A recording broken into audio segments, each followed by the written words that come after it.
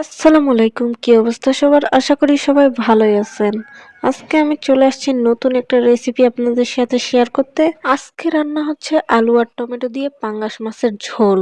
আর আজকের এই সম্পূর্ণ রান্নার দায়িত্ব আমার জামাইয়ের।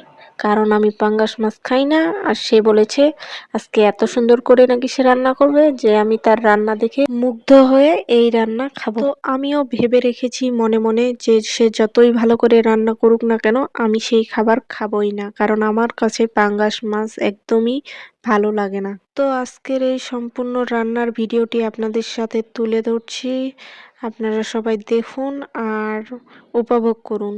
তো প্রথমেই সে মরিচ পেঁয়াজগুলো ভালোভাবে ভেজে নিয়েছে, আর ভাজা হয়ে গেলে সেখানে পানি দিয়েছে সামান্য। এরপরে সেখানে মরিচ গুঁড়া, হলুদ গুঁড়া, জিরা গুঁড়া, ধনিয়া গুঁড়া এগুলো অ্যাড করে ঢাকনা দিয়ে ঢেকে রেখেছে। এরপরে যখন পানিটা শুকিয়ে এসেছে তারপরে ঢাকনা খুলে আলুগুলো সেখানে দিয়ে দিয়েছে। এরপরে আলুগুলো কিছুক্ষণ নাড়ার পরে সেখানে মাছগুলোও দিয়ে দিল। আর সে আজকে সম্পূর্ণরূপে মাছগুলোকে মেখে রান্না করতেছে।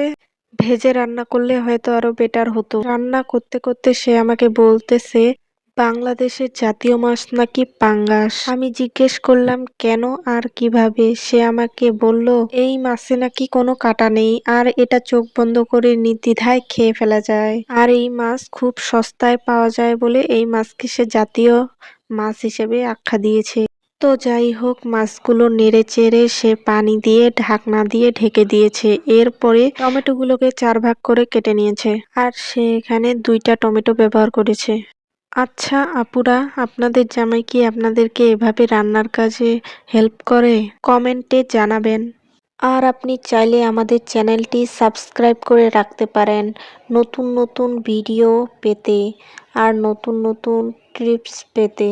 তো যাই হোক, এরপরে মাছের পানিটুকু শুকিয়ে যাওয়ার পরে আবার সে সেখানে পানি দিয়েছে, ঝোলের পানি। আর এটা দেওয়ার পরে টমেটোগুলো উপরে দিয়ে নেড়ে চেড়ে নিল যাতে লেগে না যায়।